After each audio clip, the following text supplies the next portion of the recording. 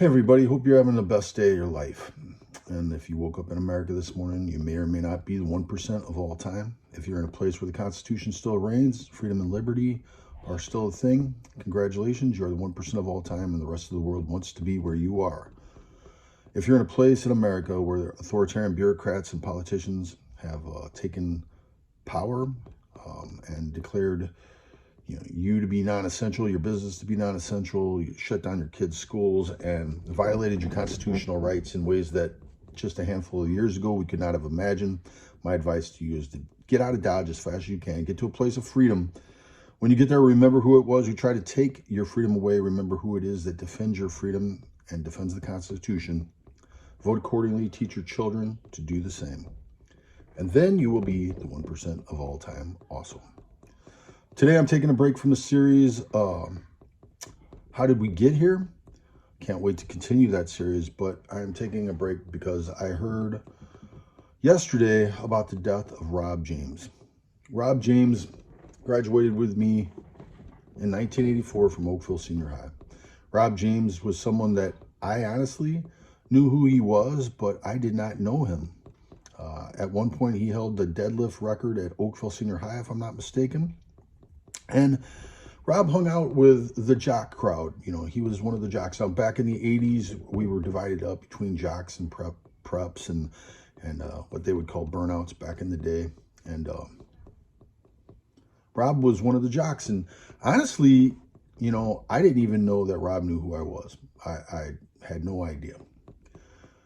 But Rob, in my mind, was a lifetime friend. And this story is the only time that him and I ever interacted that I can remember. So it was back in 1984, and I'm walking, it's a long story, but I was in a parking lot, and these three guys, I'll skip all that background, but these three guys were following me. I was on foot, and they were following me, and they wanted to, you know, they wanted to beat me up is what they wanted to do. They thought that they were going to beat me up. And I did what anybody who was followed when you're by yourself and you're followed by three guys. Well, actually, I wasn't by myself. I actually had one of my friends with me, and he wasn't a fighter, and I just told him to leave. And then I walked behind this building in a dark alley, knowing that these three individuals would follow me, because that's the kind of things that I did. I loved to fight when I was younger, and I was not intimidated by anything like that. And so when these three men walked around the corner into this dark alley, they were shocked and startled because I was standing there. They realized in that moment that I literally had walked them back into a dark alley to fight them.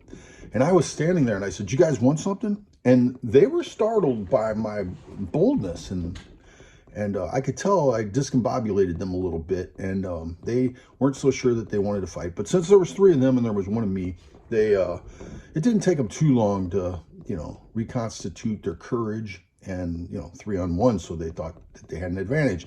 They didn't, and I was smiling because I couldn't wait to unleash all my cool skills on them. But whatever, that's kind of irrelevant to the story in some ways, and other ways it isn't. So I'm getting ready to fight these three guys in a dark alley that I walked to, and a car pulls up, and out of the car steps Rob James. Rob James says, "Hey, Sean, you need some help?" Now, I didn't know that Rob James even knew who I was. So when he said, "Hey, Sean, you need some help," I was pretty much really surprised. And I said, "Sure."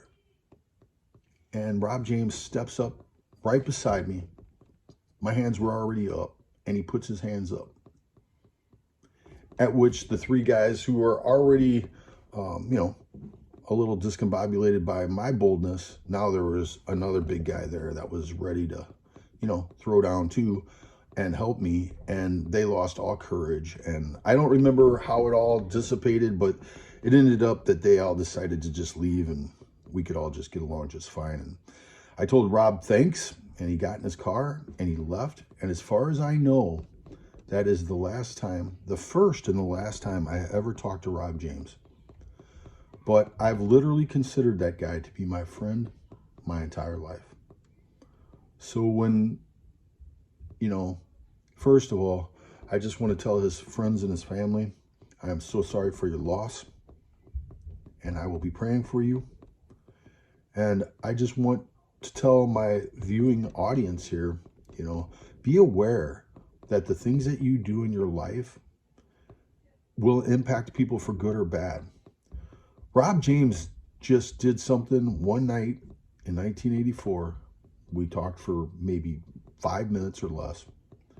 And I remembered him the rest of my life as a good guy, shocked and surprised that he knew who I was and that he was willing to step out and help me.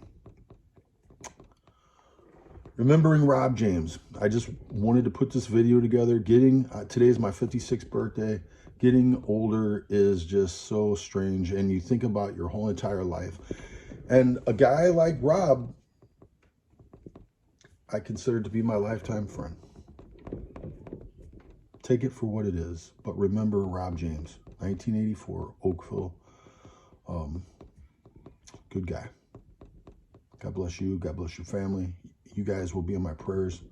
And please, please, when you're interacting with people, realize that what you do, for the good or the bad, may last in their minds and their hearts, may have a lasting impression for the rest of their lives.